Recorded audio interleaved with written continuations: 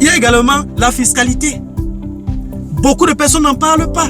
Si tu veux prendre un local quelque part, ok?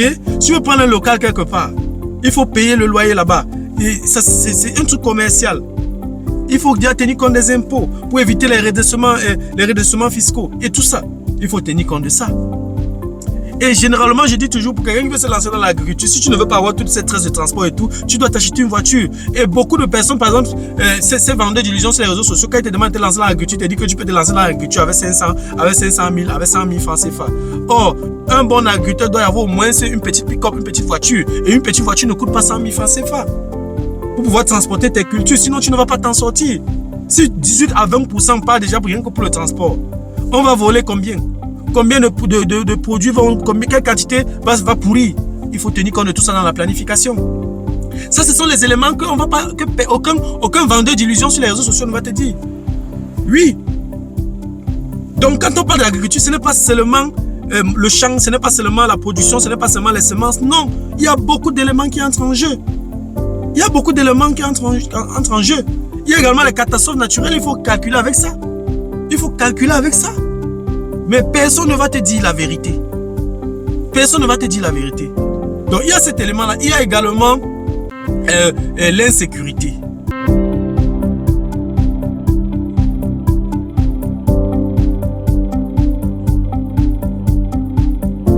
Salut à toi et merci encore une fois de plus avoir cliqué sur ma vidéo. C'est ta première fois de passer par ici. Je m'appelle Fabrice Zopop. Je suis ingénieur en génie mécanique et en même temps investisseur immobilier depuis plusieurs années déjà. Dans cette chaîne, je parle de deux thèmes. Je parle d'intelligence financière et je parle d'investissement immobilier. Voilà, si ces deux thématiques t'intéressent, abonne-toi tout simplement à cette chaîne pour ne manquer aucune vidéo. Et si en plus de ça, tu actives la cloche de notification, alors tu recevras de manière automatique une notification lorsqu'une nouvelle vidéo sera publiée. Voilà, si en ce temps tu as des questions, des remarques, des suggestions, des critiques ou alors des propositions d'amélioration, n'hésite pas de m'écrire en commentaire. Un like me ferait énormément plaisir. Voilà, si tu as besoin de mon expertise, tu peux me contacter à tout moment via les coordonnées qui s'affichent à l'écran. Tu peux également me recommander auprès de tes proches pour leur permettre de profiter également de mes connaissances. Quand je parle de connaissances ici, je parle d'accompagnement dans l'investissement immobilier, je parle d'accompagnement dans la fiscalité immobilière, je parle de formation immobilière qui peut être en présentiel, qui peut être virtuelle. Si tu aimerais mettre de l'ordre dans tes finances, tu peux également me contacter. Si tu as des proches qui aimeraient investir dans l'immobilier en Allemagne, qui vivent en Allemagne ou pas, tu peux également me mettre en contact avec eux. Voilà, dans la vidéo d'aujourd'hui, je vais parler de l'agriculture. Je vais parler de l'agriculture en Afrique et plus précisément au Cameroun.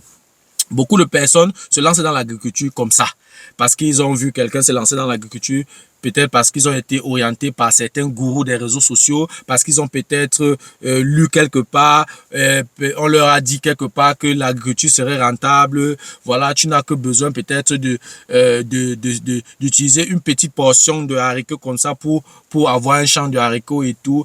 Bref, ils n'ont donné que le côté positif de l'agriculture sans toutefois entrer en profondeur. Aujourd'hui, donc, je vais aborder la thématique sur l'agriculture.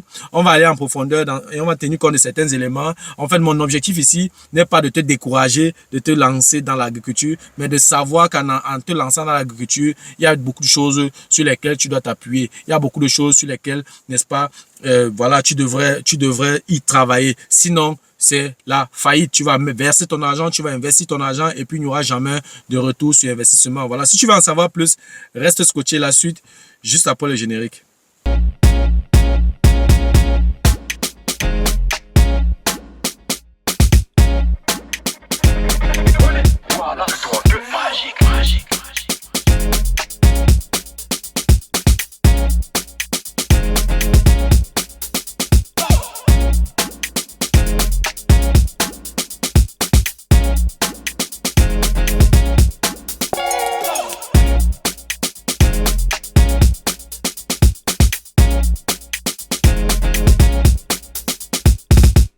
Voilà, comme je l'ai énoncé à l'introduction, je vais parler dans la vidéo d'aujourd'hui de l'agriculture en Afrique, plus précisément au Cameroun. Beaucoup de charlatans sur les réseaux sociaux vous racontent des histoires sur l'agriculture, comme quoi l'agriculture serait rentable, l'agriculture est montée, l'agriculture est descendue, et investissez dans l'agriculture et tout. Je vais d'abord dire d'entrée de jeu que l'agriculture est un secteur porteur en Afrique et plus précisément au Cameroun. C'est un fait. On n'a pas besoin de discuter là-dessus. Mon objectif ici n'est pas de venir démontrer que l'agriculture n'est pas un secteur porteur ou pas. Mais pour que ce soit porteur, parce que c'est un secteur déjà identifié et confirmé que c'est porteur, on doit s'appuyer sur l'agriculture pour développer le pays, pour développer le continent. Parce que nous sommes dans une zone tropicale. Il y a beaucoup de produits. Il y a beaucoup. Tu peux rester comme ça. Tu finis de sucer une mangue, tu lances ça là. Quelques semaines, quelques mois plus tard, allez, tu vois comment ça commence. Il y a déjà un changement. 2 graines de maïs, tu lances ça quelque part là. 2 semaines plus tard, les 2 graines ont germé. Donc, en fait, nous sommes dans une zone tropicale. Donc, du coup, c'est déjà un atout. Donc, on est obligé de s'appuyer sur l'agriculture si on veut développer nos pays, si on veut développer notre continent. Mais c'est pas parce que c'est le cas qu'on va négliger les autres aspects. Non, non. Donc, je vais souligner, dans la vidéo d'aujourd'hui, parler des autres aspects que beaucoup de personnes négligent. Déjà, toi qui vis dans la diaspora, toi qui vis à l'étranger et que tu veux te lancer dans l'agriculture, c'est déjà l'échec. C'est ce que je vais te dire. Tu ne te mets pas à distance et tu investis dans l'agriculture à distance. Non, non. Sache que celui que tu vas choisir comme chef de production, ça sera lui le vrai propriétaire. Il va faire de ton agriculture ce qu'il veut. Il va orienter ton agriculture dans la direction qu'il veut.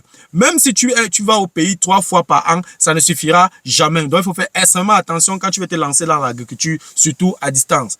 Un bon agriculteur est dans ses champs. Un bon agriculteur est présent sur le terrain, même si de temps en temps il délègue, mais il est là.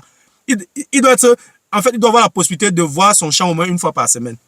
Il doit être là, surtout quand il se lance déjà dans l'agriculture à grande échelle, c'est-à-dire dans l'agriculture qui tend déjà à être industrialisée. Donc, tu dois être sur place toi-même pour coordonner les travaux. Tu dois être sur place toi-même pour déléguer. Tu dois être sur place toi-même pour diriger, pour donner une direction à ton activité. C'est très important. Il faut que je souligne ça d'abord. Déjà, si entamons donc le vif du sujet. L'agriculture en Afrique est un secteur porteur, mais il faut faire extrêmement attention. Je vais d'abord commencer par les routes. Les routes, est-ce qu'il y a assez de routes qui vont te permettre de finir par exemple, si tu as choisi si tu as choisi comme culture les pommes, est-ce que tu as les routes pour transporter tes pommes quand ce sera prêt à récolter tes pommes et aller dans un centre de distribution? Est-ce que tu t'es rassuré que ce chemin-là est praticable? Ça, c'est la première chose. Comment sont les routes en Afrique? C'est la première question que beaucoup de personnes négligent quand ils veulent se lancer. Ils voient seulement, oui, je vais faire mes pommes ici, chaque 3 mois, je vais produire mes pommes et tout, et puis je serai milliardaire en moins de 2 ans. Ça, c'est le rêve qu'on vous vend. Il y a d'abord le premier élément, les routes. Ça veut dire qu'il y a un problème là qui se pose. Le déplacement, le transport. Je vais transporter, comment je vais transporter mes produits, comment je vais transporter mes récoltes vers les endroits de distribution. Ça, c'est la première question. Si les routes sont mauvaises, ça veut dire quoi? Ça veut dire que le transport est cher. Bon, je vais prendre un exemple simple sur les pommes. De là où j'ai fait également l'agriculture en Afrique. Quand j'ai sorti mes pommes, par exemple, du champ, après une récolte, il fallait payer par sac. Un sac qu'on vend à 30 000 francs CFA, il fallait payer 5 000 francs CFA pour transporter mon sac de pommes vers un point de distribution. 5 000 francs. Ça veut dire que je suis déjà à 1/6. Nous sommes autour de 18%. Autour de 18%. 18%. Ça veut dire que je prends 18% du chiffre d'affaires pour le transport. Maintenant, ça c'est un élément. Deuxième élément. J'ai besoin des employés honnêtes. Des employés qui vont me dire la vérité. Si bien que, si j'ai délégué, lorsque je l'appelle, je lui dis que, ok, voilà, toi tu es le chef de production, c'est vrai que tu es sur place toi-même, tu peux être là chaque 2 semaines, mais pendant les 2 semaines, il y a beaucoup de choses peuvent se passer. Donc tu as besoin des collaborateurs qui sont quand même honnêtes. Parce que vous pouvez dormir dans la nuit, il se lève, vous avez programmé peut-être récolter demain ou après-demain, il connaît tout, il connaît l'itinéraire et tout, et il vient la veille, il vide ton champ, il va avec, pourtant tu es sur place. On a vu l'exemple d'un compatriote, M. Philippe Simo, qui présentait son mentor qu'on appelle Bertin Chofo, qui fait également dans l'agriculture du manioc, qui veut produire du pain à l'aide du manioc, qui expliquait dans une vidéo comment il a été volé, comment les gens sont entrés dans ces champs pour voler une bonne quantité de manioc. Ça, tu vas contrôler comment? Donc, tu as besoin déjà des collaborateurs honnêtes, parce que parfois, ils font ça, on vole comme ça, avec la complicité de tes collaborateurs. Il faut des collaborateurs honnêtes. Ça, c'est la deuxième chose. La troisième chose, quelle est la sécurité que l'État met à la disposition des citoyens pour mener ce genre d'activité? Oui. N'importe qui peut se lever à n'importe quel moment, il vient, il vide tout ton champ, il s'en va avec toutes tes cultures, tous tes produits. Tu vas le voir où? Il n'y a aucune protection dans ce sens. Et même si tu l'attrapes, tu l'amènes au tribunal, ou alors tu le portes plainte et tout, arrivé devant là-bas, si son bras est plus long que le tien, c'est fini. Tu payes le procès et ton argent est dans l'eau. Comment est la justice en Afrique? Est-ce que la justice fait vraiment son travail? Est-ce que si tu as tort, ou est-ce que tu as raison, tu vas te plaindre, tu vas gagner le procès? Voilà une question, voilà un élément que beaucoup d'investisseurs ignorent. Beaucoup d'investisseurs ne cherchent même pas à se questionner dans ce sens. Ils voient seulement le résultat, ils voient seulement la production. Ils ne savent pas qu'avant d'arriver là-bas, il y a tout un ensemble de choses qu'il faut clarifier. Il y a également la fiscalité. Beaucoup de personnes n'en parlent pas. Si tu veux prendre un local quelque part, ok? Si tu veux prendre un local quelque part, il faut payer le loyer là-bas. C'est un truc commercial. Il faut déjà tenir compte des impôts pour éviter les redressements fiscaux. Et tout ça, il faut tenir compte de ça. Et généralement, je dis toujours, pour quelqu'un qui veut se lancer dans l'agriculture, si tu ne veux pas avoir toute cette trace de transport et tout, tu dois t'acheter une voiture. Et beaucoup de personnes, par exemple, ces vendeurs d'illusions sur les réseaux sociaux, quand ils te demandent de te lancer dans l'agriculture, ils te disent que tu peux te lancer dans l'agriculture avec 500 000, avec 100 000 francs CFA. Or, un bon agriculteur doit avoir au moins une petite pick-up, une petite voiture. Et une petite voiture ne coûte pas 100 000 francs CFA pour pouvoir transporter tes cultures. Sinon, tu ne vas pas t'en sortir. Si 18 à 20% part déjà pour rien que pour le transport, on va voler combien? Combien de produits quelle quantité va pourrir? Il faut tenir compte de tout ça dans la planification. Ça, ce sont les éléments que aucun vendeur d'illusions sur les réseaux sociaux ne va te dire. Oui. Donc, quand on parle d'agriculture, ce n'est pas seulement le champ, ce n'est pas seulement la production, ce n'est pas seulement les semences. Non, il y a beaucoup d'éléments qui entrent en jeu. Il y a beaucoup d'éléments qui entrent en jeu. Il y a également les catastrophes naturelles, il faut calculer avec ça. Il faut calculer avec ça. Mais personne ne va te dire la vérité. Personne ne va te dire la vérité. Donc, il y a cet élément-là. Il y a également l'insécurité.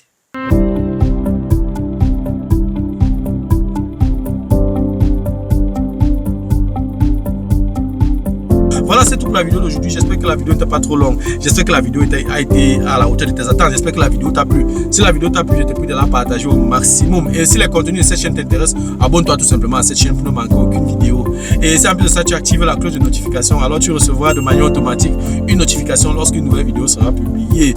Voilà, si entre-temps tu as des questions, des remarques, des suggestions, des critiques ou alors des propositions d'amélioration, n'hésite pas de m'écrire en commentaire. Un like me ferait énormément plaisir. Voilà, si tu as besoin de mon expertise, tu peux me contacter à tout moment via les coordonnées qui s'affichent à l'écran. Tu peux également me recommander auprès de tes proches pour leur permettre de profiter également de mes connaissances. Merci encore pour ta disponibilité. Merci pour ton attention. C'était Fabrice Zopop de Imogénie. On se dit donc au revoir et à la prochaine. Ciao.